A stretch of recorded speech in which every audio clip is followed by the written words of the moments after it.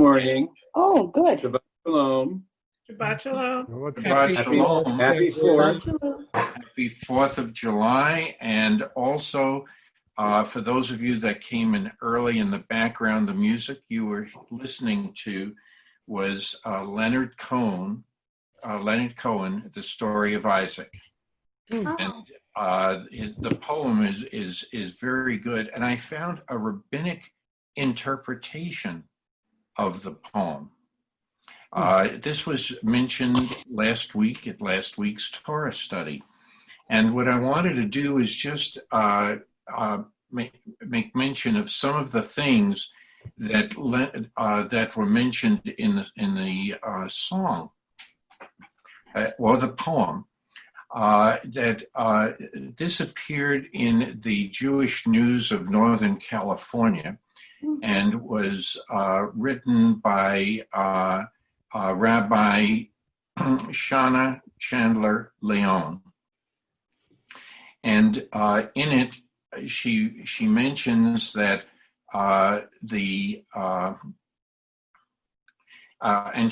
she's also quoting some of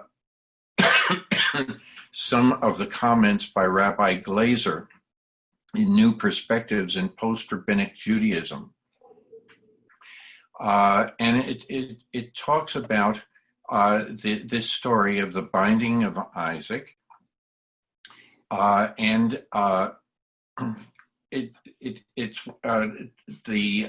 story begins by the change of perspective between father and son as they ascend up the mountain and have a bird's eye view of the valley now far below. Excuse me. They are so high up that it takes a full minute for the bottle to fall and shatter, but Abraham calms his young son with a warm touch. And then it goes on to discuss the tension, Abraham's hand held up with the knife, and symbolizing the dispute between is this scene going to hurtle toward life, power, and triumph, symbolized by an eagle in the poem, or toward imminent death, captured by a vulture. So for those of you who want, it is a very good commentary on the song, and it raises some important considerations for today.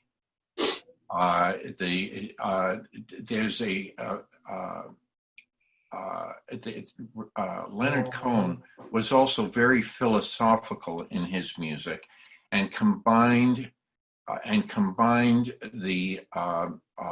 his knowledge of Judaism. He was very knowledgeable of Judaism from the Orthodox perspective, but was also a student of Buddhism. And so at the end of his song, he after discussing this, and this is another theme that comes up in Torah, and that is the discussion that we are tempted by our own thoughts. And many times we think that it is divinely inspired, but they're not really divinely inspired. We are listening to our own thoughts.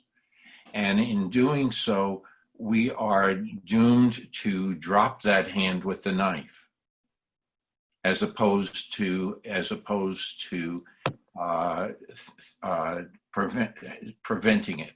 Because as Leonard Cohen talks about it, do we believe that we are being told by a demon or a god? Or is it by our own scheme?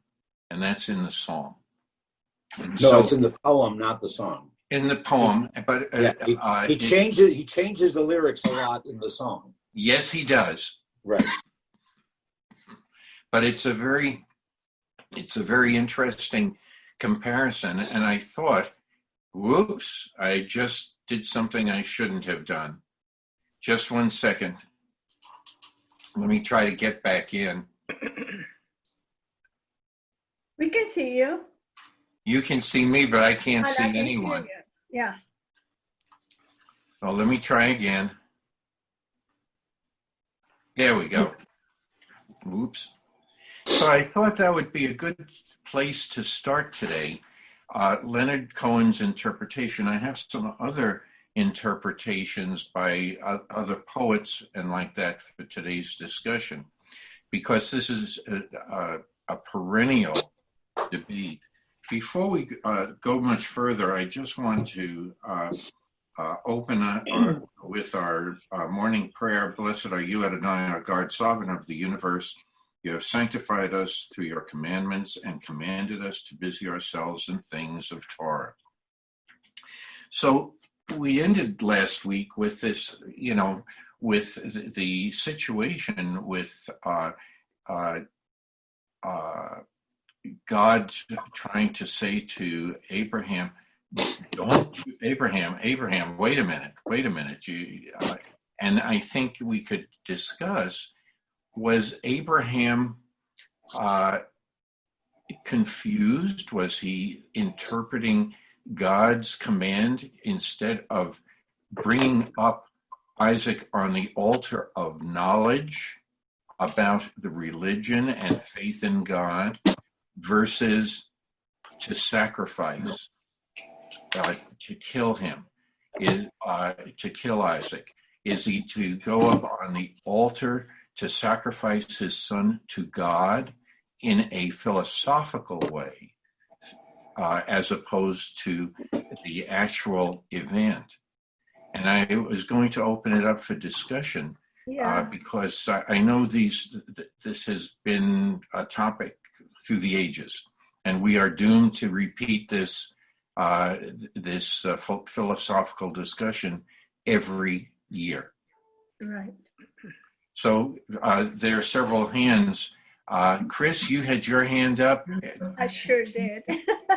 Go ahead. Why don't you start us?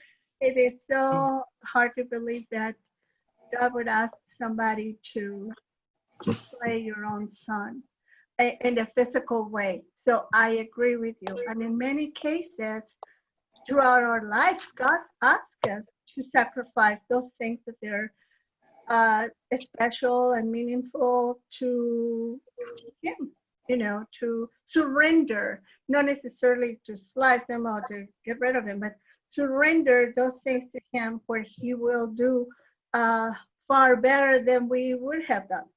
So I think he definitely wasn't talking about kill Isaac, but to give up the one thing you love the most, which was his son, and put me first instead of Isaac, which we parents have that. At least I do, being a mother of two, that I had put my kids so many times, like my purpose in life. And that's not so necessarily anyway. And it's an interesting, because later on in the story, we hear about Isaac being learned, and there's midrash that he's the student, of the he's a student of Judaism. The student of God's laws and like that. But again, that's in part midrash as well, to fill in some missing pieces. Any further discussion on that? Is this Helene? I thought your hand was up before. Not yet. Oh, okay. What do you? Yes, Don. Yeah. I was just going to say, it seems to me that the hardest thing in Judaism is to put God first, above all, above family, above anything material, above anything. Right. And there could be no greater test than what Abraham went through. Um, I don't see anywhere in the Tanakh where God ever had a sense of humor. He does. So, I mean, it's a totally straight situation. It's Abraham, and Abraham thereby is the foundation of Judaism going forward in the covenant. I don't see any way to sidestep that basic truth. No, just speak up. Marty, Yes, Ruthann. I don't know, I kind of wonder, I mean, I don't know if this is a rabbinic thing or it was way back then, but Judaism puts life of, human life above everything else. I mean, even, the rules of Shabbat are allowed to be broken if there's a life that's, in danger. So it makes me kind of wonder at this point, had God not decided that, or had the message not been given to Abraham yet? Because, definitely that's not putting life above the rules of God. Very good point. Steve. Yeah, I think, again, I think the story itself, the dramatic story, the myth, is intended to be understood as an expression of extreme devotion to God. But the issue of the value of life is quickly resolved during the course of the story. He doesn't continue with this sacrifice, and thereafter, the value of human life is emphasized. So I think that, this is a difficult story for us to digest. That's very clear. And by our modern sensitivities, it's a bit problematic, which prompts us to reinterpret it in various ways because we're uncomfortable with that theme. But religious zealotry or extreme devotion to God was a theme. And the question is, how far is it supposed to go? In the ancient times, it would go to extremes. It would go to extremes. That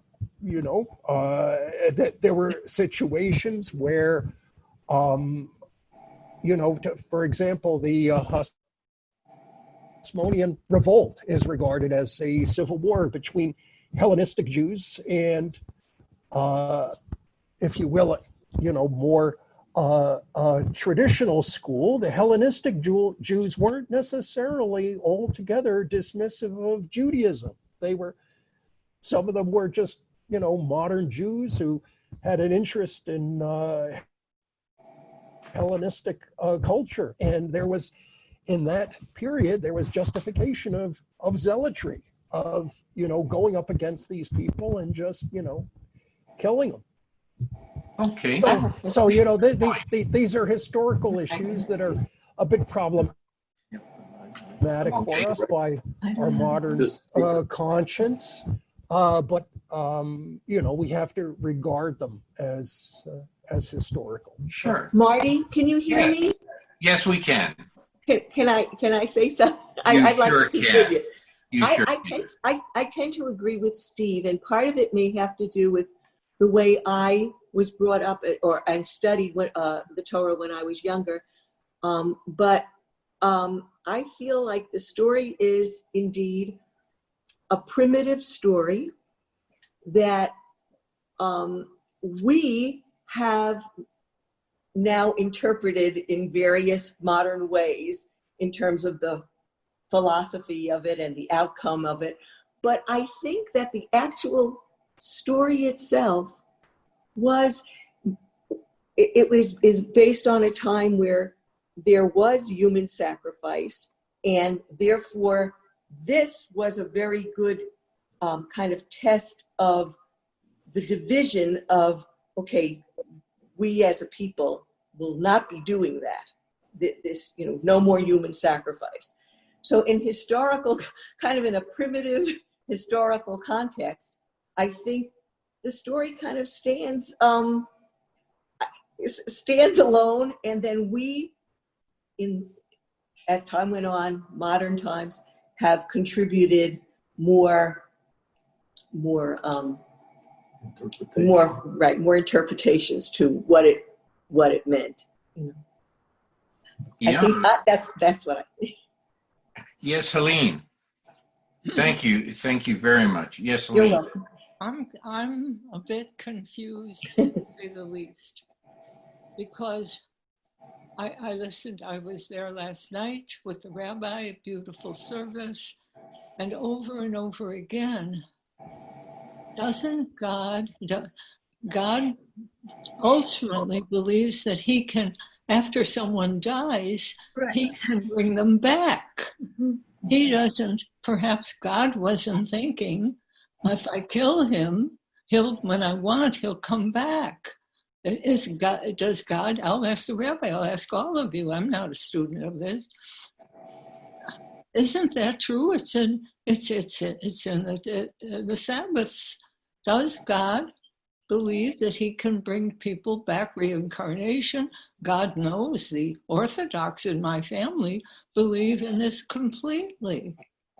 Will somebody help me with this? Rabbi?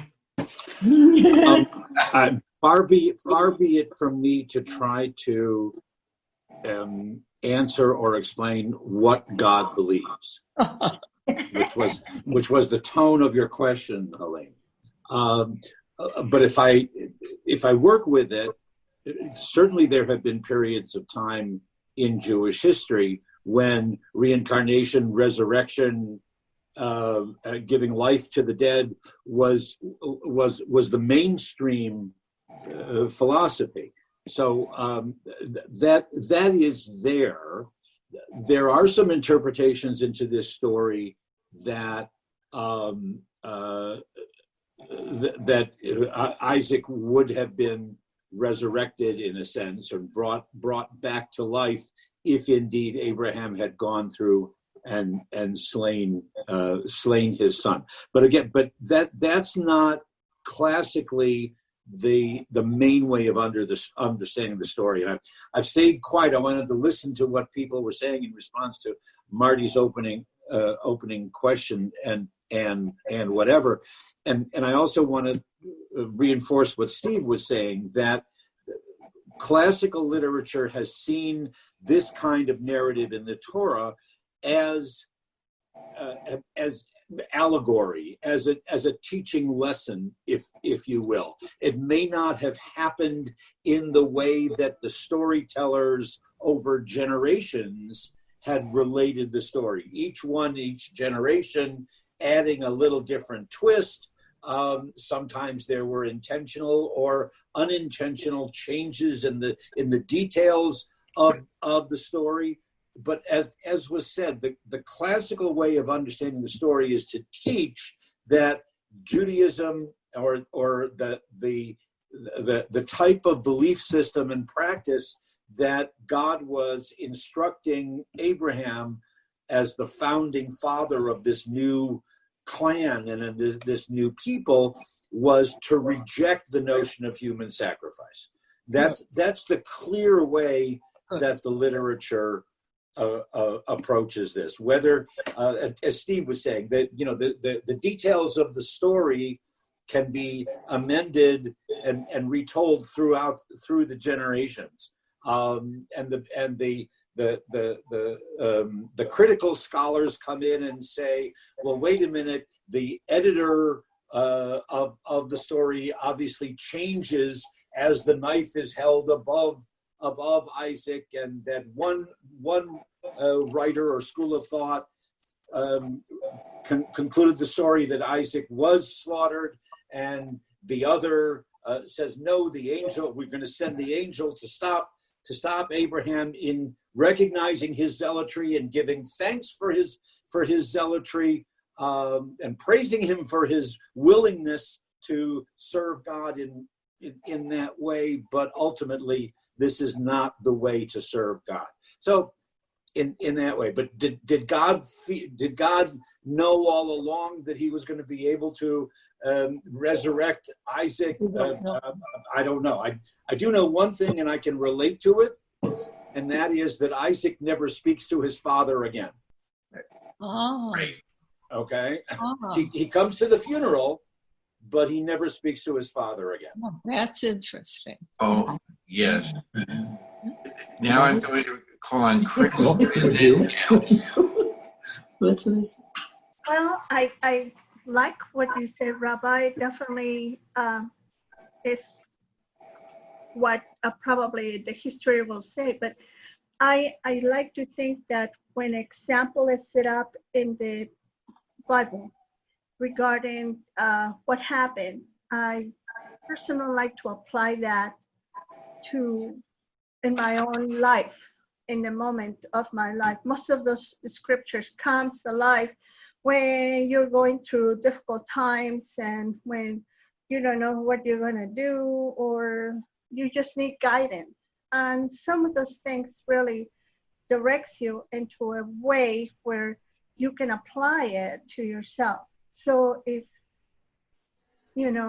like in my case, I was going through difficult times and my son needed something that I could not give him. And basically it was God who used that example to tell me, you pay attention to me, and I'll take care of your kid, I'll manage that. And he did in a miraculously way. So So I really feel that that it's good that I can apply those events and the Torah as personal anchors to my escalation mountain or something like that. And I just want to say that because that's how I like to use what's in the Torah as a personal guidebook.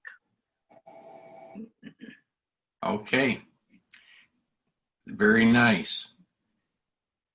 Gail. Yes, I'd like to go back just a bit. I have a question for the rabbi. Why is it that Abraham argued for Sodom and Gomorrah, the people, but never said a word to God about Isaac, the sacrifice for Isaac? We talked a little bit about it last week. Yeah. Again, I don't have the answer. Sometimes, picking up a little bit on what Chris says, sometimes we have an entirely different approach to the challenges or questions of life when we're talking of our own immediate family, when we're talking about something that really, really affects us as opposed to the them. Right. And either we can feel closer to them or we can feel closer to our own family and different ones. I don't remember which commentator, but there certainly is one who says that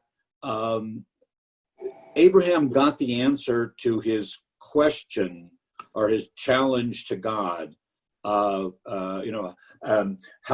kol haaretz lo ya'aser mishpat, that the judge of the earth won't do justice when he's talking about Sodom and Gomorrah. And he got the answer that God said, okay, let's talk this through. Let's look and see if there are righteous people to save the city and whatever. So Abraham already had the answer to that question. He didn't have to. It would be presumptuous to ask God a second time. Mm-hmm. So the commentator says, all right. So Abraham, knowing that God feels that what he does is just, therefore there must be some other reason that God is asking me or telling me to do this, and I just don't understand it. but I will go along with it.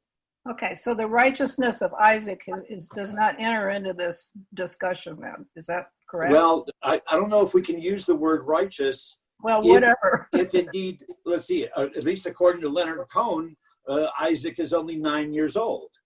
So I don't know if we can talk of him as righteous. We could use the word innocent. Okay. We don't know that much about Isaac other than his mother caught him playing with Ishmael, and other than that, we don't really know much more than. So I don't know if it's a question of his being saved or preserved as a righteous soul, but as an innocent soul is something else, and that's where again I love to get into some of the other literature that puts it into the context of, remember what Sarah had done to Abraham's heart when Hagar and Ishmael were banished, and then is this some way of Abraham getting back at Sarah and making her feel the same way that he felt when Isaac was taken away? So I don't know. Okay. I could ramble on and on because it's such a fascinating and troubling story. We know that it affects us. Yeah. It affects us every year, as Marty said. Every time. Marty? Yes. But I didn't know he was only 9 years old. And if a 9-year-old doesn't ever talk to his father again, I think the rabbi is absolutely right. There's no way that we can interpret the truth of all this. So it's fascinating, so interesting. Thank you. Marty? Yes, and I apologize. Your hand was up first. Oh, that's okay, no problem. But I just wanted to say, I also found it fascinating what the rabbi said about, because I had totally forgotten about that, about the fact that Isaac never speaks to his father again. And I think that is so, it just goes to the whole human aspect of the Bible, the people, the personalities, what goes on between them, especially family-wise, etc. And I think that is part of what made, for me when I was younger, I was a very impressionable young girl, and it made deep impressions on me. It was never just stories to me. It really, it meant something to me. I felt it emotionally. And so I think that I think is part of the appeal of the Bible, especially this part of the Bible for many people, is that ability to relate one way or another to the human condition. I guess that would be a way of putting it. That's what I wanted to say.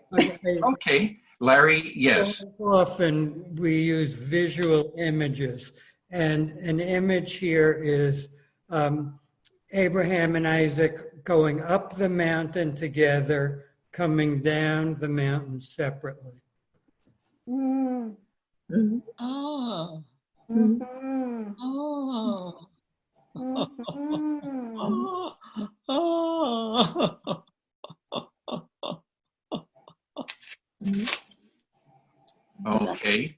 Okay, Joanne and then Don. I have questions here. Okay. If Isaac was 9 years old, and I believe bar mitzvahs are at 12 years old, when did the bar mitzvah come into being? And I realize you're saying Isaac came down and they never talked again, and yet they're living and eating and interacting in the same household all the time. That to me seems it would be difficult for a 9-year-old to do. Maybe if you're 15, older, but for a 9-year-old not to speak to his dad again or his dad to explain to him what he understood and what happened. One, I'm sure, isn't talking to each other, and it seems to me to be Abraham. So I don't, I'm confused. Just to answer her. Rabbi?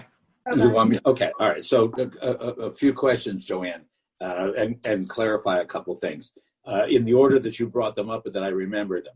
Bar mitzvah is 13 for a boy, and actually the idea of a ceremony marking bar mitzvah is much later, later Middle Ages. Bar mitzvah is actually just a title. It's a legal phrase that means adult. That's the age at which you are responsible and answerable for ritual practice in Jewish law. That's just, whenever you hear the term bar mitzvah, just substitute the word adult. Okay. That's the best way to think of it. I've been not to a bar mitzvah. I've been to a bat mitzvah. So. Okay, well, bar mitzvah is the same, but that comes much later on.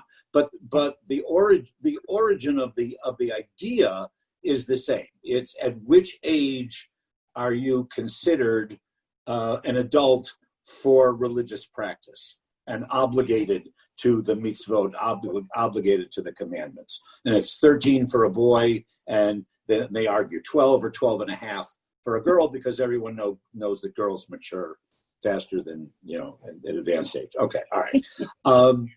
But the other thing about whether Isaac and Abraham were sitting at the dining room table and didn't talk about this is we don't know what happened to Isaac. Yeah. Good. It's not just that he never speaks to his father. We don't know anything. We have to fill in the blanks. According to the text, Abraham comes down from the site by himself. Mm-hmm. He comes down, meets up with the lads, with his servants, and they go back to Sarah. And I'm not going to give away what happens when that we'll encounter that in the next week or two. But it doesn't say how or when or under what circumstances that Isaac comes back down. Okay. But his voice is not heard again. Okay. I'm trying to work out some meaning within family with this. So. Okay. Sure. Larry, I think you had your hand up before. Says that story. They pick him up in the story. Larry? I thought you had your hand up before. Okay. Any other comments? Okay, Don, first you, and then Suzanne. At least he drops out of the story. A comment earlier, then I got so interested in what everybody was saying, I almost forgot. But I did. Human sacrifice is not really uncommon in history, and in history from the Abrahamic period, going backward to Samaria, was not uncommon. So it's not as if Abraham had never heard of human sacrifice. I don't think, although it's not stated so in the text. But in those days, people didn't know what caused calamities, storms and earthquakes and volcanic eruptions. And so the standard thing was to make a connection between human misbehavior and all these punishments. And the way to appease them, whether it was polytheistic gods or one god, was to sacrifice. That was the way you did it. And so it wouldn't have been surprising at least to me, for Abraham to say, okay, I've got to atone for all the soap opera stuff that's been going on in my family, with Hagar and Sarah, and that's the way we do it. But but it seems like that is, and I'm not the first one to think of this, that's the cutting off point for human sacrifice. Yes. That Judaism. after that, And the other in Judaism, there was no human sacrifice Not all monotheistic. the way up to Christianity, when it turned extreme again. But so that's how I read it. Is that that's a huge contribution, the greatest contribution of Judaism to belief. I don't say that very well, but I'll leave it. Well, thank you. Thank you. Suzanne, you had your hand up. Yeah, last week I had asked about the meaning of Jehovah Jireh. Did we and I was told we'd cover that this week. I don't recall. Rabbi, maybe you have an answer. Well, it's a Hebrew phrase, and there's play on words. Adonai Yireh or Adonai Yireh, either that God will see, all right, or God will be seen, or the verb is actually one translation, not translation. One source of the verb is that has to do with sight and vision. The other has to do with fear, reverence, and awe. It's the same word, could be understood either way. So you can preach lots of sermons on which is it? Is that God will be seen through my actions? That I will show Isaac, I will show him to God, or this is how we fear God, this is how we revere God. It's all a play on words for that chosen phrase. Okay? Oh, okay. And Marty, if I may, whenever you want to get back to me, I found one of the midrashic answers to where's Sarah's voice. So Okay. when we want to get there, We'll come back to that. We'll come back to that. Yeah. And Gail, I have something that I just wanted to go back to the poem and also the song. The lyrics are the same, by Leonard Cohen. Right. As I mentioned earlier, he was also a student of Buddhism as well as Judaism. Right. And the last line in his poem is, "And the peacock spreads its fan." Okay, and this is a poetic way of alluding to this very phrase in our discussion, and God will see. Gail, would you like to talk about the many eyes of that appear in the peacock's fan in Buddhism? I'm not really that familiar with that particular thing, Marty. I mean, I know a little, but not enough to really expound on. So Okay. I will pass, but thank you. Okay. Well, the eyes of is it that sees a lot of things going on? Gail? I'm not following you. Sure. I'm sorry. I'm not Okay. familiar with this train. Well, what it is that Leonard Cohen is alluding to, that it's the many eyes of God in Buddhism, the many ways that God There's no God in Buddhism. See, that's where we're. That's right. We're not. I'm not following you there, because it's a non-theistic religion, and I Okay. follow Zen, which is, Oh, okay. Yeah. Okay. But anyway, I just wanted to bring that in. Ruth, I have a book by Ruth Brin's poetry, and she has a lot to say about this. And this unfortunately does not address Sarah at all. It discusses this event from the standpoint of Abraham, the standpoint of Isaac, and the standpoint of the ram. Okay. First, I'm going to do some prerogative alteration of the poetry, because she breaks it up in Abraham, then Isaac, Abraham, and then Isaac. And what I'm going to do is read all of Abraham and all of Isaac together, because then I think it'll be easier to follow for everyone. So this is her commentary about Abraham. I dreamed that my firstborn of Sarah would be the father of a great nation, a nation as numerous as the sands of the sea, as bright as the stars of heaven.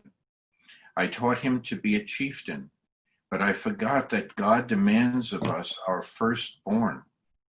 It is easier when they are infants, but now I know the lad, slender and quick. He leans against me, and my hand rests on his curly head.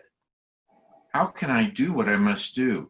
Oh my God, I would give back every promise you have made me for the life of my son, my only son, Isaac.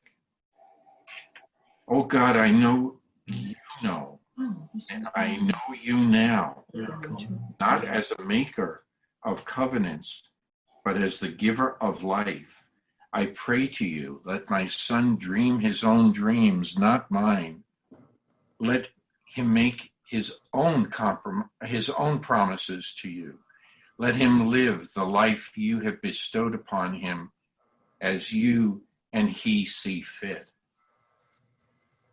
From Isaac's position, my father led me up the mountain, tied me down on the uneven faggots, the twigs and firewood, with my head thrown back. I saw his hand, the knuckles white, clutching the knife with the jagged edge. I knew that when my throat was cut, my blood running out on the ground, death might not come before the burning. But then my father's hand stopped in midair, and I heard the angry bleating of the ram. My father used to teach me many things so I could learn to be a great chieftain.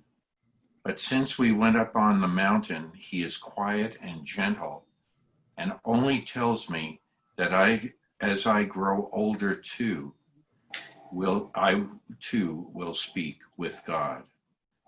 When I wander in the fields at eventide and sometimes watch a caravan pass by, I think about my father finding the ram, and I wonder what God will require of me.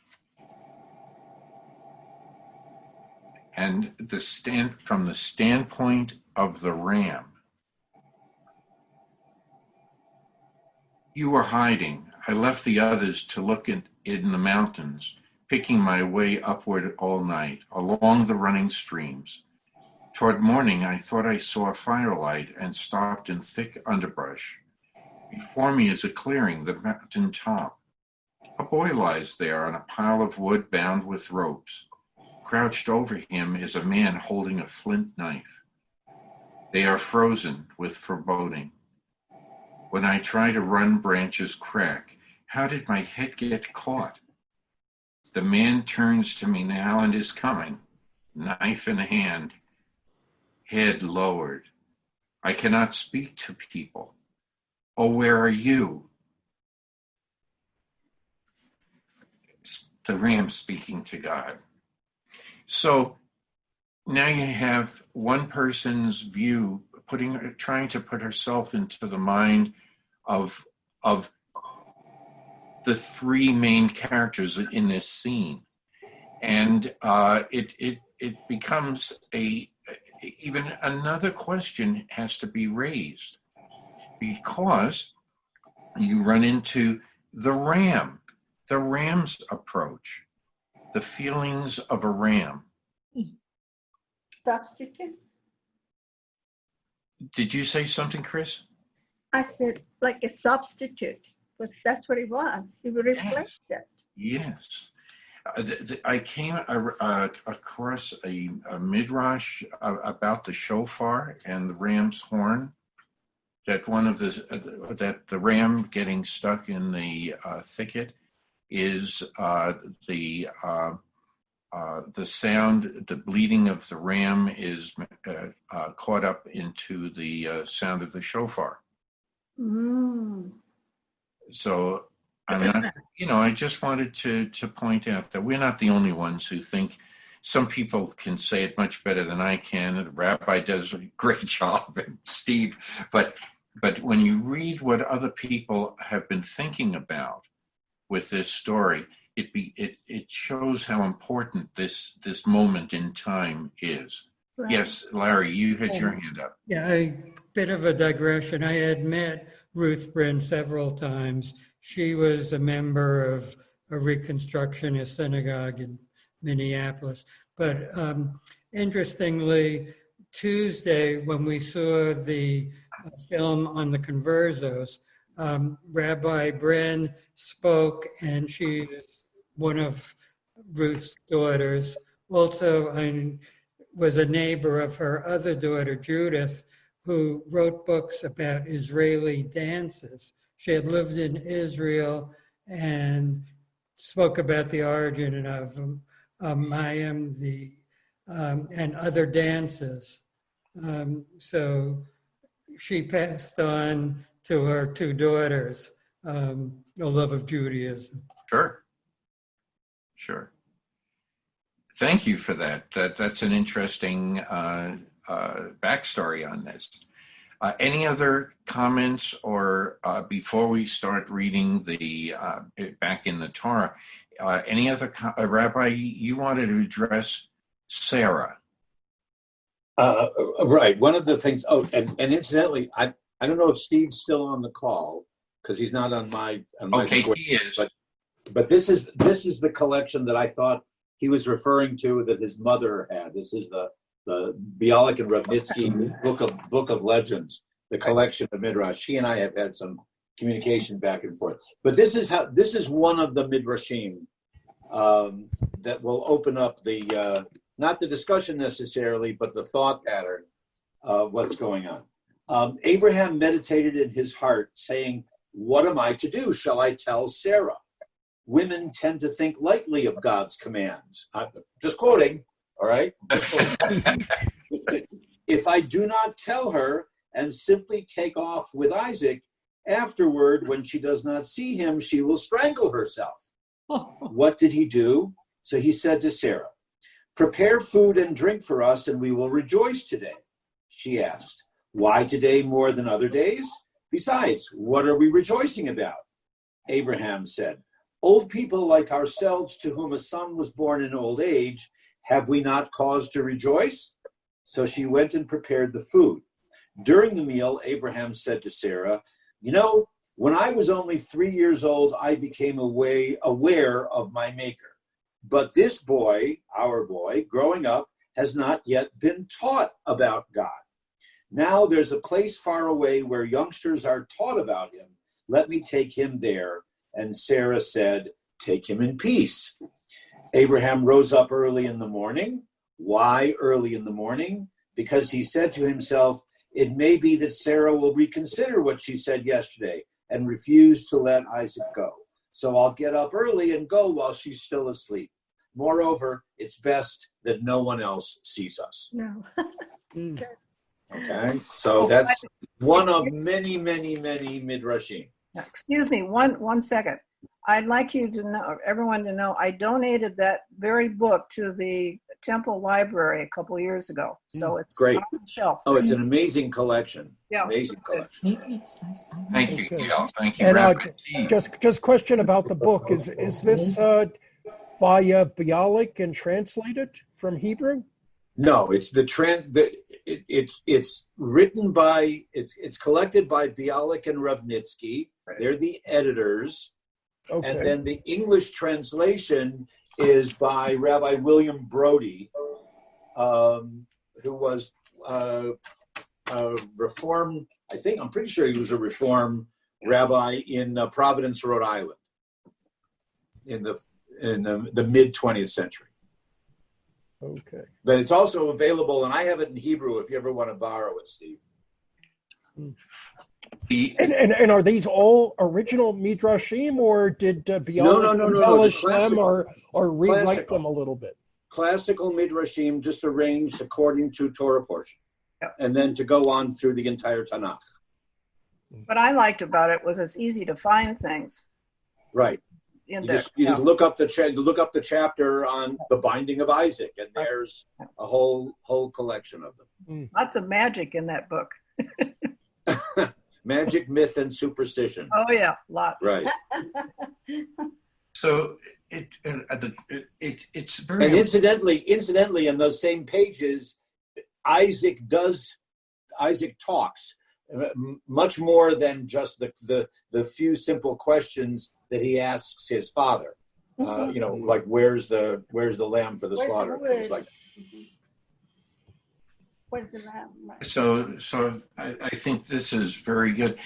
This points to another, and this is another subject, but I just wanted to, it's a subject for discussion at some point, and that would be that the most midrash that's written in Torah is when there is a gap that require that where nothing is said. And we have to then fill in the missing pieces. Mm-hmm. And that's going to change from one point in history to another. And in our own lives from day to day, if we look at the story, it'll have a totally different meaning because of the experiences we're going through. So I think that's part of the beauty of the book. Yes. Yeah, Marty, if I may, just to paraphrase something that I said in the class on Thursday, because we were talking about Midrash especially, the rabbis of the Midrash, or the sages and the scholars, are not looking whether it's fill in the blanks or whether it's trying to deal with a particular contradiction or whatever. They're not trying to resolve and give answers. I think the phrase that I used was that they use it as an opportunity to teach, whether it's a moral principle or whether it's about how to fulfill a particular mitzvah or whatever. So it's an opportunity rather than an explanation of the particular problem in the text. Yeah. Very good point. Gail, your box was lit up. Were you going to say something? I was just going to say silence speaks volumes sometimes. So. Yes. Yes. Yes, Joanne. I'm throwing something way out into the conversation right now. But in the New Testament, we do not hear anything about Jesus when he's very small. And they go to Egypt. In Egypt, there are books that tell where he was, what he went for, and a lot of things such as he was in a pond of water and his shoes were all awful, but when he climbed out, they were fine. And it's somewhat like I'm feeling like Isaac now saying, talking to his father what Isaac was feeling like, and I'm sorry, I'm not going to know your name, just read. And I think this is something that sometimes we need that to help us understand better the Bible. Well, in Christianity, they use this story a lot and compare it with Jesus on the cross and like that, a sacrifice. Right. So, but that's in Christianity, okay, right. and that's understood. Right. But as far as another comment, because the story is going, what I'd like to do is to just, if somebody would like to read, starting on with verse 15, Genesis 22, verse 15. If somebody would be kind enough to do that, and then because... just what chapter again, please, Marty? It's Genesis 22. Okay. Verse 15. Okay. I can read. Sure, thank you, Steve. Okay. And the angel of the Lord called unto Abraham a second time out of heaven, and said, By myself have I sworn, said the Lord, because thou hast done this thing, and hast not withheld thy son, thine only son, that in blessing I will bless thee, and in multiplying I will multiply thy seed as the stars of the heaven, and as the sand which is upon the seashore. And thy seed shall possess the gate of his enemies. Okay, continue. Okay. And in thy seed, I apologize for the archaic language, it's just my translation, okay? And in thy seed shall all the nations of the earth be blessed, because thou hast hearkened to my voice. That is archaic, yes. Why don't you go all the way through verse 19? Okay. So Abraham returned unto his young men, and they rose up and went together to Beersheba. And Abraham dwelt at Beersheba. Okay. Any comments about this? We're now in the downslope after having reached the climax. We're now in the downslope. Any comments about what was just read? Well, if you remember last week that I was sharing in the name of my teacher, Rabbi Horowitz, that the experience or the test was actually for Abraham to teach Isaac how to sacrifice. So the way Rabbi Horowitz explains the ending here is that Abraham says to Isaac, okay, practice time. Okay, sorry if this was a little traumatic. Okay, but here's the ram. I'm going back home. Mom's waiting. It's dinner time. You practice up here, and when you're done, I'll see you back at the house. And that's the way that he leads into the ending of the story. Just to throw that out, you may or may not want to accept it. Is another midrash that I understand, or drash, that in any case, Isaac was sweating so hard that it would have been impossible to light the fire. Right. Okay. Or the knife slipped from his hand because he was. We're just adding things. So there's one other comment that I wanted to read, and it's just, this is taken out of context. It's just a statement by John Barrymore. He says, "A man is not old until regrets take the place of dreams." And now, as you start seeing the rest of this, that will break into the rest of our story. There's an interlude, and then dreams are sort of being shattered by regrets in this story. So, who comment, Marty? Yes, go ahead. Yeah. Go ahead, Steve. You mentioned John Barrymore, the quote from John Barrymore about regrets. According to Eddie Cantor, John Barrymore's only regret was that he was never able to see himself on stage. Oy.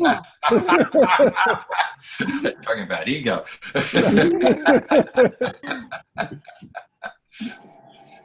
Oh, that's a good one, Steve. Yeah. So, does someone have a more modern interpretation of Torah? Okay, I'll take the liberty. Sometime later, Abraham was told, Milcah too has borne children to your brother Nahor. Uz the firstborn and Buz, or his brother, and Kemuel and the father of Aram, and Chesed, Hazo, Pildash, Yildlaf, and Bethuel. Bethuel being the father of Rebekah. Okay, these 8 Milcah born to Nahor, Abraham's brother, and his concubine, whose name was Rumah, who bore children Teba, Gaham, Tahash, and Maachah. So of all of these, the one that's most important is Bethuel, who's going to become the father of Rebekah. And the story, before we'll have to remember that when we get to that part in reading this. Right. Any other comments about this? There's a whole bunch of commentary, including a commentary by Kierkegaard. Steve, I think it was you who brought it up. Yes, Chris. I have a question. Is Nahor the father of Lot? Was he the father of Lot? Nahor? Yes, I think so. They were brothers. In other words, Rebecca and, no, not Rebecca, but the mother of Rebecca or father of Rebecca were brothers and sisters to Lot. Brother Okay. or sister, right? Okay. That's just, I didn't remember about Nahor. So. You need Ricky's genealogical chart. Yes. Yeah. By the way, is Ricky? Oh, she doesn't have. Is Ricky okay? I haven't heard from her. I know last week she had something, but I didn't know this week. Okay. Kierkegaard had an interesting commentary, and then we can move on. Why then did Abraham do it? For God's sake, and in complete identity with this, for his own sake. He did it for God's sake because God required this proof of his faith. For his own sake, he did it in order that he might furnish the proof. The unity of these 2 points of view is perfectly expressed by the word which has always been used to characterize this situation. It is a trial, a temptation. A temptation, but what does that mean?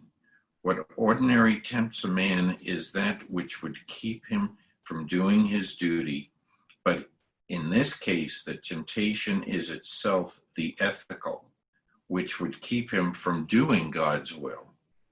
Therefore, though Abraham arouses my admiration, he at the same time appalls me. He who has explained this riddle has explained my life. And that's those are in the words of Kierkegaard. So, as we know, there are, and I'm sure you will find other commentaries written by lots of rabbis, lots of people about this story, and I think it is one of the more important. We're going to turn now to the death of Sarah, and we'll go through this. If somebody would like to read Genesis 23, beginning with verse 1. But excuse me, I have a question, Marty. Oh yeah, sure. When she died, where was Abraham? Because it said he went, he had to go and see her, and I don't know where he was or where she was. I'm a little confused. They weren't together, I don't believe. that Okay, correct? now, in what context, Gail? Well, Where are you? well, Sarah's life. Well, no, what I think what Gail's saying is, according to the text, if we're assuming that one sentence comes almost right after the other, Right. all right? But again, there could be time in between. We just don't know. We don't know that. But the end of the previous story says that Abraham returned to Beersheba. Right. Okay, and then when we are brought back to Sarah, she's in Kiryat Arba, which is one of the suburbs of Hebron, Right. and they are 30, 40 miles apart. Right. So time has elapsed. Time has elapsed. Has it? I don't know. It's only elapsed long enough. It's only elapsed long enough for the genealogist to talk about all these other names and whatever. If you're following the way that the storyteller gives us the story, it's literally that Sarah dies as soon as she realizes that Isaac didn't come back from the mountain. Right. Right. That's how I read it. I think you can look at it that way, but there's nothing that really gives you a clue. When you're writing, if you write, let's say, a biography of Abraham, you're not going to say this happened in this particular year, then the next year this happened. You're going to do the highlights of that lifespan. And so remember, and if we go by, even if we go by the time it would take for somebody to travel in those days, going from 45 miles, it would, we don't know. The story just doesn't say when in time, but after some time has passed on. Yes. I'm sorry. Get your hand up. I'm sorry. When I was reading this, I was okay. I'm sorry. And Abraham took Isaac to the mountain. He was 9 years old. And but I have that Sarah's 127 years old when she dies. And yet she is an elderly lady, but I'm thinking 80 or 90 when she had Isaac. So that it kind of couldn't have been the year later that she died after Isaac. Yeah. And Abraham had the revelation on the mountain. Yeah. Okay. I'm just following what I'm reading, I hope. All right. So if somebody would like to begin reading verse 1. I'll read it, Marty. Thank you. Yes. Okay. And the life of Sarah was 107 and 20 years. These were the years of the life of Sarah. And Sarah died in Kiryat Arba, the same is Hebron in the land of Canaan. And Abraham came to mourn for Sarah and to weep for her. And Abraham rose up from before his dead and spoke unto the children of Heth, saying, I am a stranger and a sojourner with you. Give me a possession of a burying place with you, that I may bury my dead out of my sight. Okay. So what's going on here? That's a good question.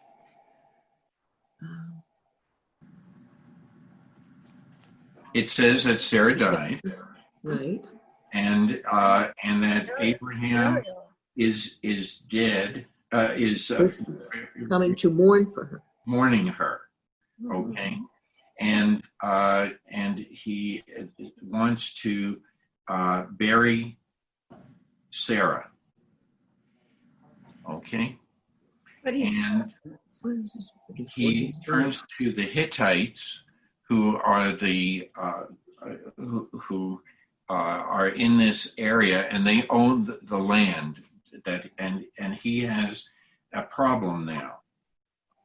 So that's where we're headed. So if somebody would like to read, if you want to go ahead and read from verse 4. Go ahead. Oh, I have a question. Yes, Gail. All right, he says he's an alien and a visitor. Sounds like he just got there. To me, I don't. well, he's definitely not a resident. So Okay, let's start with this. Let's read it, and then with verse 4, and then let's discuss that. Okay. So verse 4 says, I am a resident alien among you. Show me a burial site among you, then I might remove my dead from burial. And the Hittites replied to Abraham, saying to him, Hear us, my Lord, you are the elect of God among us. Bury your dead in the choicest of your burial places.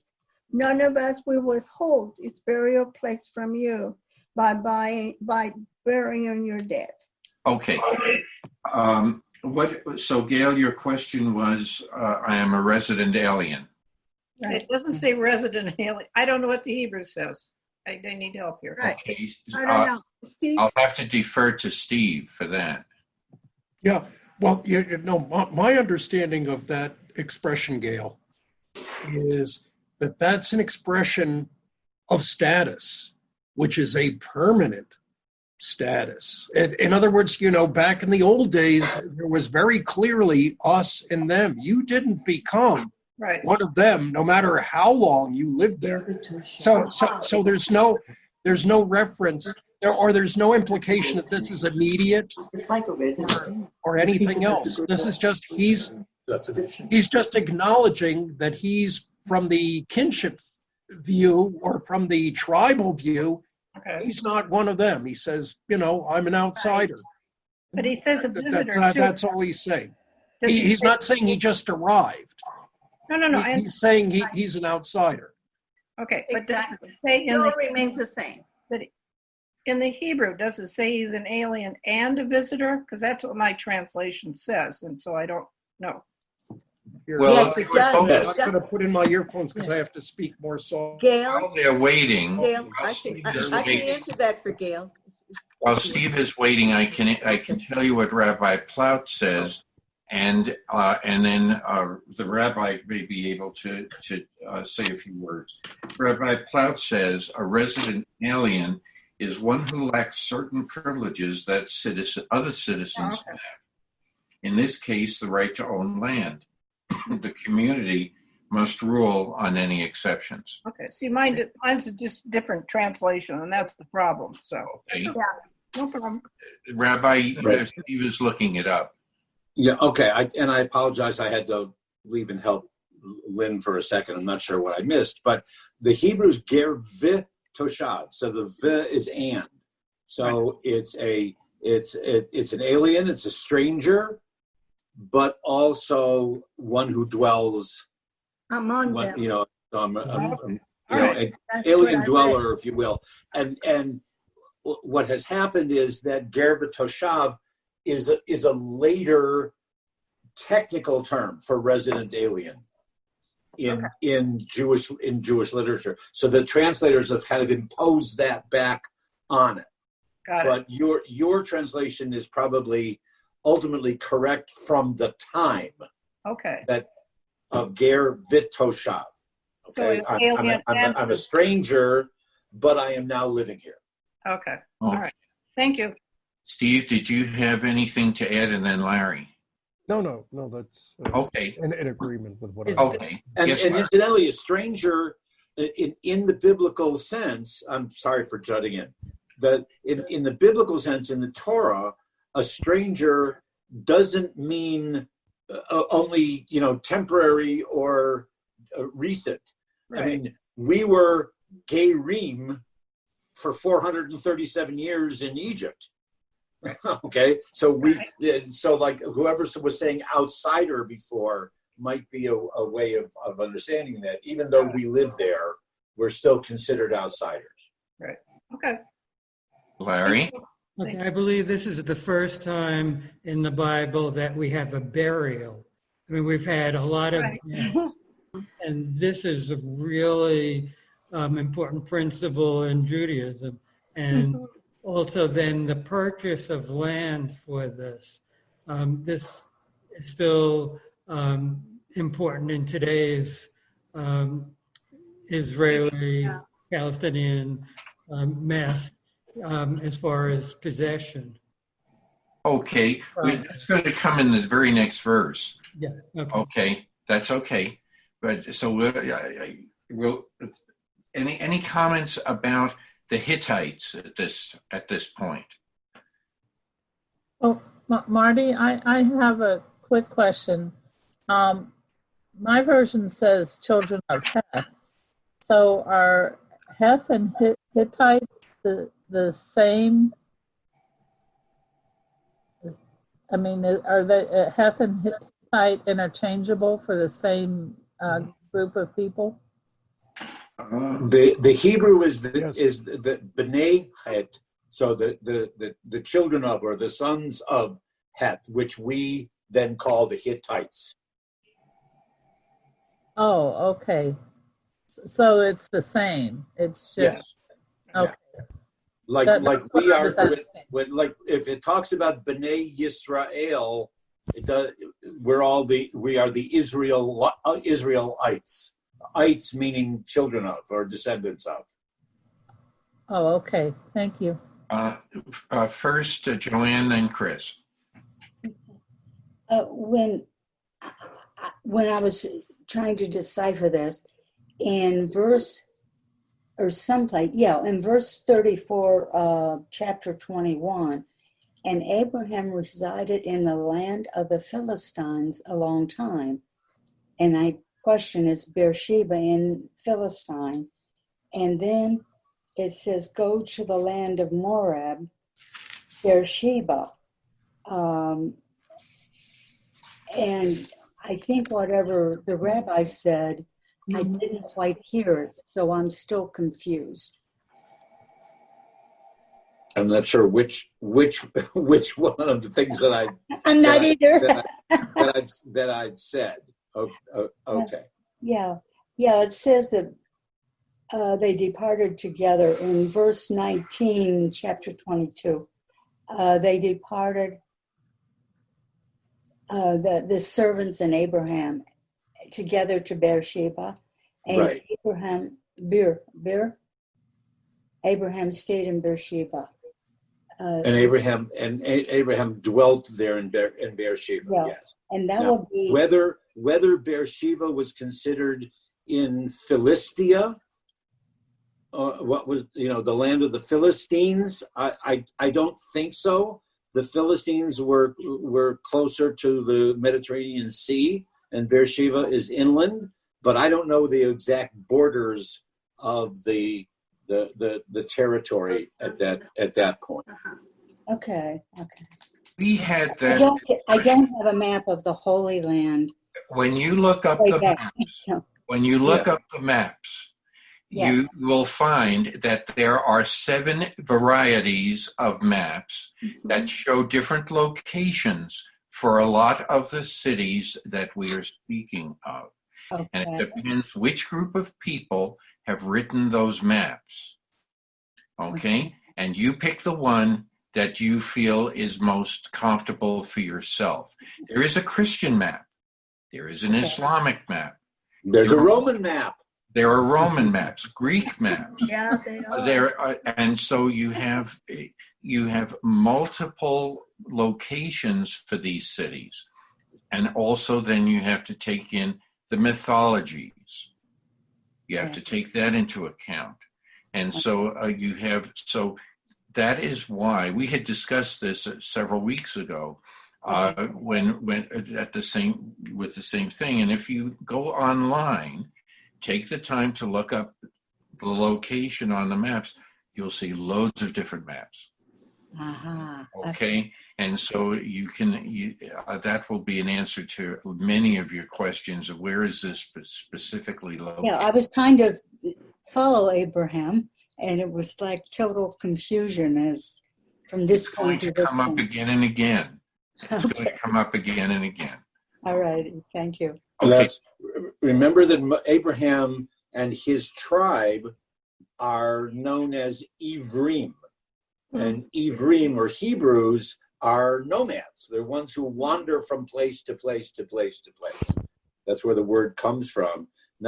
So we're not sure whether Abraham and his clan chose that term or whether that's the way that everyone else referred to them. Because they didn't have, until, as Larry said, until they started to purchase land.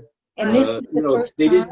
They weren't associated with a particular place yet. They were wanderers. Okay, so this is the first time they purchased land. This is the first purchase. For the burial of Sarah. Right. Yeah. Right. Okay, a lot of people have had their hands up. I know Chris, Larry, I think you had, then Steve. And I see a hand now from Suzanne. Okay, so Chris? Yes, thank you. I'd like to just talk about this, that the Hittites were people that recognized Abraham to be the choice from God to put in their land, and that because of that, he had a status and a cloud over the Hittites, for the point where they said, pick whatever you want, nobody here is going to argue about where you want to bury your dead. And I think it's amazing that was either seen by example or that these people knew our God or what. But I thought that was really nice of them and correct of them to honor Abraham with that request. He's a man of respect. Right. And so, at least in their eyes, he's an important person. He, remember what he has done, the stories that we read about Abraham, it's not what he says, but what he does. Exactly. Okay, so that gives him that level of respect.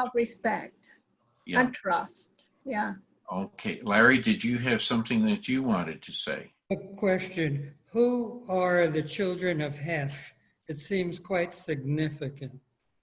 The Hittites. Those are the Hittites. Thank you. Yeah. Okay. And any yes. Oh, Suzanne, and then Steve. Yeah, I just what does Beersheba mean? Did we ever discuss it? Beersheba? Yeah. We had the description or the identification last week or the week before. It's the well of seven or the well of swearing an oath. Oh, okay. I knew there was something, I just couldn't remember it. Okay. Steve? I just wanted to share a little interesting older interpretation of the Hebrew that's in verse 1 that sort of gets lost in the English translation because in the English translation, they say very simply that Sarah was 107 and 20 years. In the Hebrew, they say year, that the language is a little bit peculiar and clumsy. They say year after Mea Shana, okay, they say she was 100 years and 20 years and 7 years. That's the way her age is stated, which is a little clumsy and a little unusual for Hebrew. And the rabbis explain. The rabbis explain. There is an explanation here. And since the word year is inserted after every figure, the rabbis comment, she was as handsome at 100 as at the age of 20, and as sinless at 20 as at 7. And this was according to, and Hertz quotes this, is according to Luzzatto and Berliner. And it was the original form of the saying. So, sort of not very feminist outlook, but trying to be complimentary. So. Very good. That's very, very. Are we puzzled, or are we just accepting that? Oh, My Bible goes in 127. As good as anyone else.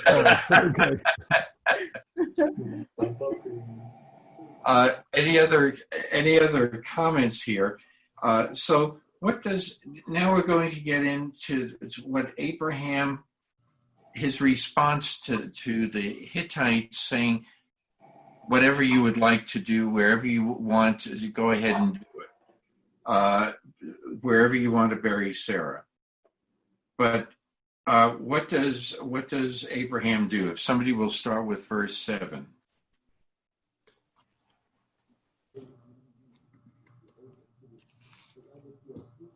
All right. Thereupon Abraham bowed low to the people of the land, the Hittites, and he said to them, quote, if it is your wish that I remove my dead for burial, you must agree to intercede for me with Ephron, son of Zohar.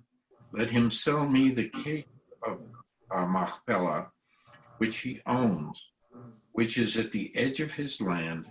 Let him sell it to me at the full price for a burial site in your midst. Any comments? Well, Abraham already had his eye on that certain piece of property. Right. He really didn't want to just take whatever they were going to offer. This was the prime plot. Mm-hmm. Yes, Steve. Also, my reading of it is also very, very traditional Middle Eastern. Okay, where there's the starting point, and there's sort of a courtesy in bargaining. Bargaining isn't just aggressive. So the children of Heth are saying, no, what you just take whatever you want, anywhere you want, that's okay. But they don't really mean it. They don't really mean it. And Abraham knows that they don't really mean it. He's not going to take them at that. He's not just going to walk off and say, okay, I'm going to bury my dead for free somewhere, he understands that it's just courtesy, and that, he is expected to pay. And so he is, his counter offer is he's up offering. Actually, he's saying, no, I'm not going to take anything for free. No, you're very nice people, but I'm not going to take anything for free. I'll take this, Merata Machpelah, and I'll pay full price for it, whatever you want. So let's see what happens. So if somebody would like to read verse 10. Incidentally, there's one further comment that in the literature, we don't usually hear of a parent's name when we're introduced to a non-Israelite. Okay? The fact that Ephron is identified as Ephron, the son of Zohar, implies for us that he's a macher. He's a well-known guy. He's like royalty. Okay, so it furthers the notion that this is an important person as well as an important piece of property. Right. So let's see what is in verse 10. Would somebody please read? Yes. Go ahead, Joanne. Ephron was present among the Hittites. So Ephron the Hittite answered Abraham in the hearing of the Hittites, all who entered the gate of his town, saying, no, my lord, hear me. I give you the field, and I give you the cave that is in it. I give it to you in the presence of my people. Bury your dead. Then Abraham bowed low before the people of the land and spoke to Ephron in the hearing of the people of the land, saying, if only you would hear me out. This is Abraham speaking. Yes. If only you would hear me out, let me pay the price of the land. Accept it from me, that I may bury my dead there. And Ephraim replied to Abraham, saying to him, my Lord, do you hear me? A piece of land worth 400 shekels of silver? What is that between you and me? Go, bury your dead. Abraham accepted Ephron's term. Abraham paid out to Ephron the money that he had named in the hearing of the Hittites, 400 shekels of silver at the going merchant's rate. Why don't you finish the through verse 20? Verse 17. Oh, through. Okay, sorry. So Ephraim's lamb in Machpelah near Mamre, the field with its cave and all the trees anywhere within the confines of that field, passed to Abraham as his possession in the presence of the Hittites of all who entered the gate of his town.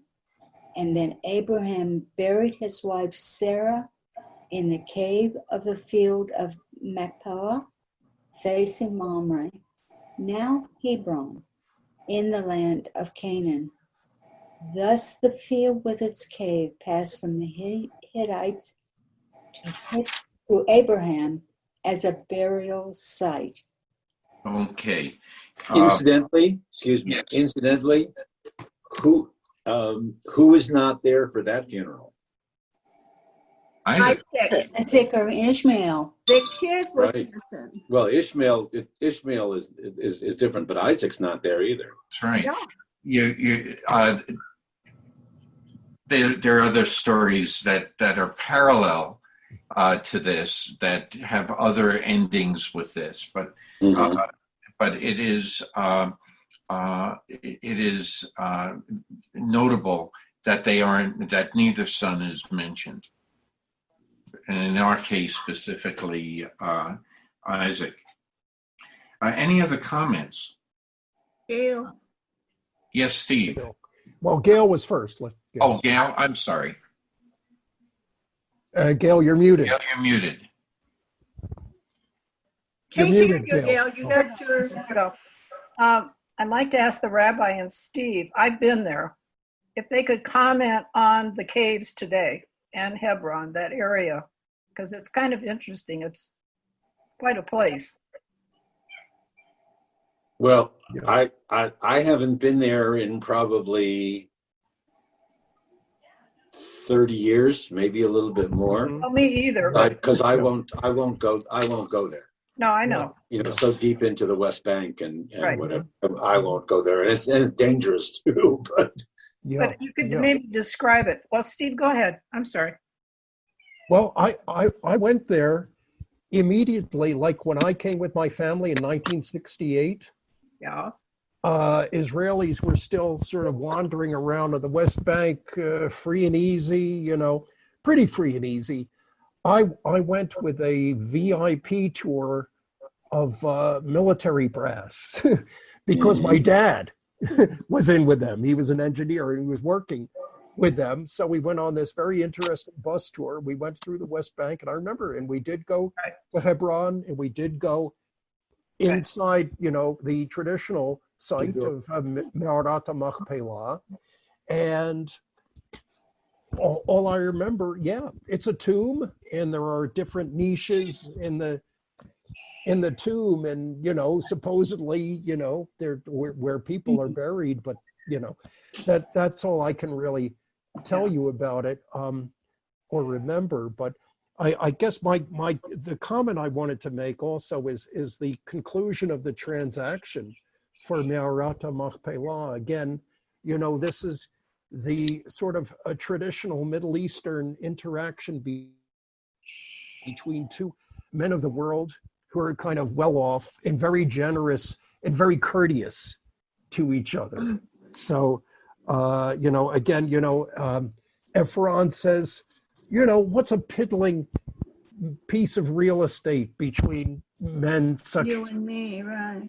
as us? Just take it. And, and of course he doesn't really mean it, of course, but he says, just take it, That's, but of course, Abraham does then at the conclusion of the transaction, he does measure out the value, because Ephron very significantly does mention exactly what the value of the property is. He does expect to be paid, and Abraham pays him. So there's a little dance of etiquette here that's very, very Middle Eastern, where there are things said, but there's sort of a subtext that's an understanding that you're going to pay full price for this property, but we're going to be real nice about it, and courteous. That's all.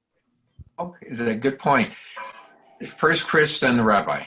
I'll let Rabbi be first. Oh, okay. No, I just wanted to say, in light of that same kind of interaction, Abraham was only asking about the cave as a burial place. Ephron talks him into taking the entire field. Entire field, right. Right. I'm glad you said that, Rabbi, because that's where I was thinking. Is this the first burial field for the Hebrides, at the time? That was the first property ever bought by Abraham? Well, it's the first property that's purchased, but that typical burial for 1,000 years was in caves. All the way into Talmudic times, was in caves and sarcophagi rather than in ground. Right. Okay. Thank you, Rabbi.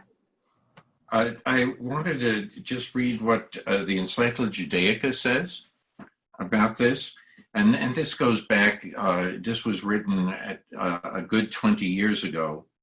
The site of the cave is today generally identified with Karam el Khalil in Hebron. A huge wall surrounds the area. Inside the compound, the Byzantines built a Christian church, which was later converted into a mosque by the Muslims, who gained possession of the city and the site. In time, both Jews and Christians were prohibited from praying inside the area, but Jews could approach it by ascending the first 5, later 7 steps. They never get into the cave. After 1967, when Israel conquered the city, all faiths were once more permitted to visit the tomb.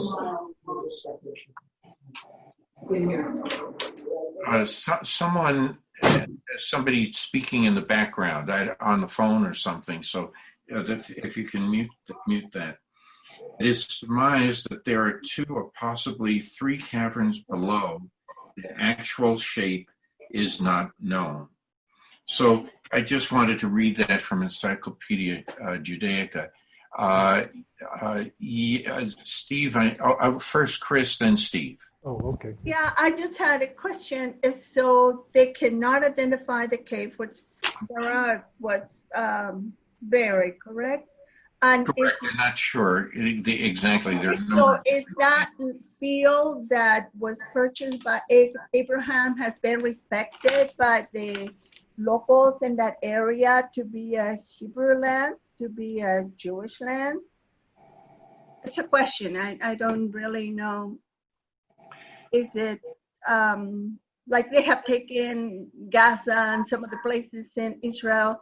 Is this property is Jewish completely, or it has gone along with the rest of the stuff that is around them?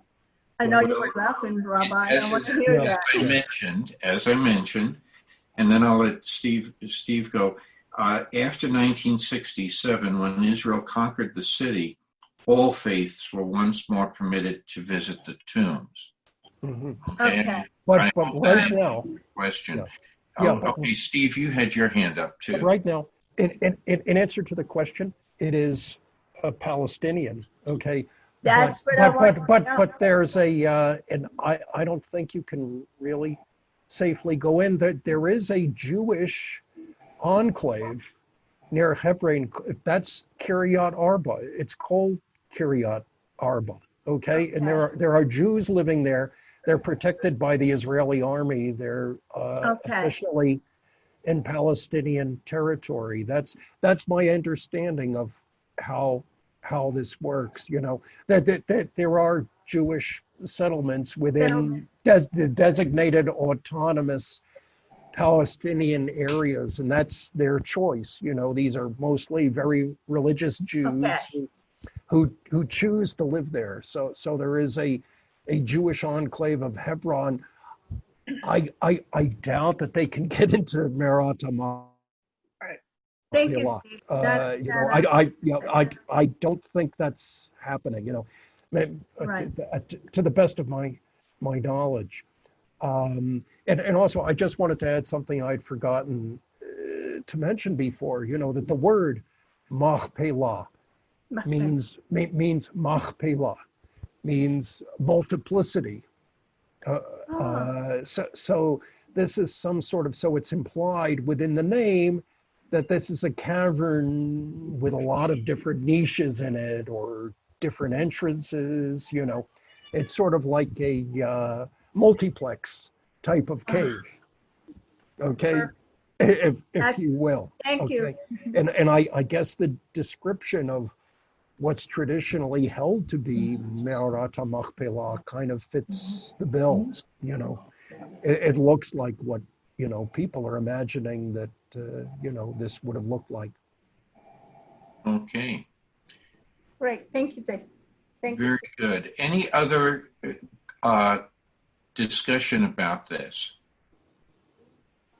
What I would like to do is just, before I turn it over to any announcements by Ruth Ann and the rabbi or anyone else, I want to just say that next week I would like to start off with a discussion about Abraham and what are the qualities that each one of these stories allow us to take something away from the overall series of passages that we've been reading. We've been covering Abraham for quite a few weeks. When so much is given, so much room in Torah is given to a particular person, they must be very important. And so what do we take away? What are the messages we will take away from the story of Abraham? Because then from there we can go into the story of Abraham finding Rebecca and other things. But we want to know, what are the qualities? What are the reasons why we admire Abraham so much? Yes, Joanne. Could we have a little bit about her? Could we include Sarah in that? Sure, you can. Yeah. But I don't know what's there, but well, first let's do the qualities of Abraham, okay, and then the qualities of Sarah. We can do that too. Because we speak in terms in Judaism, Sarah is one of a woman of valor, and so we can discuss that in relationship to all of this. What are her qualities too, and but specifically, each one of the stories tells us a very important quality about Abraham, and that's what we really should, as Steve was pointing out and the rabbi, you want to be able to admire the person. You may, and there are other qualities that we may not admire, and that's okay. but we need to know what the lesson is that is learned from each one of these qualities. Okay? And that's all I'm going to end today on. So do a little homework with regard to that. And we can also do a little bit on Sarah, too. Yes, Joanne, you had your hand up again. I'm sorry, but in chapter 22, verses 20 to 24, which we're going back to chapter 22, it is a list of our Aramean tribes who lived in the east and the northeast of Israel, 12 in number, like the 12 tribes of Israel, Yes. and 12 tribes of Ishmael. And we kind of didn't pull that out when we read that particular part earlier. Yes. That There is some documentation on that. There's some commentary. I didn't go into that this time, but yes, there is, and that you compare the two. Very good, very good. Okay, information. Thank you. So, Rabbi and Ruth Ann, do you have any? Big announcement is there's no Torah studies next week. We're having a Saturday morning service. So if you want to come and actually hear the Torah being read, and Norm does a great job. I really enjoy his reading. Thank you. Normally, I start out by inviting the people who have a yort site, but there are very few yort sites for next week. And most of the people who do have one are with the rabbi who has one himself. So he and Lynn will be there, I'm sure. So anybody from this group would like to attend, let me know. I'll throw out the invitation first to this group. Chris, Marty, you want to? Yeah. Sure. Okay. And Marty, will Sue be coming, you think? I will have to ask her. Okay. I will put One you thing down. after 52 years, you learn, okay? You learn. Do not make any assumptions. Okay. So Chris, service starts at 10 o'clock, so if you could be there by a quarter to 10, because like I tell everybody, this is a studio production, and we have people waiting, so I try to be on time as to when we start this thing. It's about a quarter to 10. Bring a mask. Bring a mask. Okay. Yeah, bring a mask. Okay, am I included in that? Of course you are. I'm yeah, okay. Okay. I thought I was So part of the studio. that's the big one. Otherwise, next week we have Steve's class on Thursday. The rabbi Thursday afternoon. That's it that I can think of. Some people have missed the movie on Tuesday. So I know. So anyhow, we can do it again. Thank you. Have enough people, we can do that again. And we have a couple more movies coming up. We're working on a concert by Michael G. He's interested in that, so that has to come up with. And Dawn is working on a possible class for us. So we have a lot going on. It's amazing. I was really worried when we had to close the temple that we would kind of cease to exist, but we're busier right now than we were when we were open. And it's fantastic. I really love it. I thank everybody for their attendance and their help. Rabbi, you have anything more to say? Thank you. No, you mentioned things. Another thing that's in the works, some of the people who are on this call right now are aware of it. The first Friday night in August, rather than a regular formal service, what we're going to do is ask some of the temple musicians, anyone who would like, and we're going to kind of do present your favorite Shabbat song, melody, whatever. We're going to coordinate kind of a Shabbos music thing. rather than a formal worship service. Oh, So nice. you'll see more information about it. But if you sing or if you play a musical instrument and somehow want to participate, it's not going to be a choir. It's all individuals, going from one to another. But here's my favorite music. Here's my favorite song. Here's my favorite rendition of, and we'll celebrate Shabbat that way for a change. And that is going to be done physically at the temple, correct? Well, how are we doing that? Those who want to come to the temple. No, yes, the musicians I'm or else talking Zoom, about. or else Zoom in. We have to figure out the best way to do it. The musicians I'm talking about. Yes. The best thing would be for the musicians to be at the temple for something like that. Because Right. I don't think it works that well during Zoom. It can be a little choppy. Yeah, and because Yeah. the Zoom also has delays, so it's more difficult. But we'll see. There may be somebody who's not comfortable coming to the temple, in which case we'll try to work them in. Right.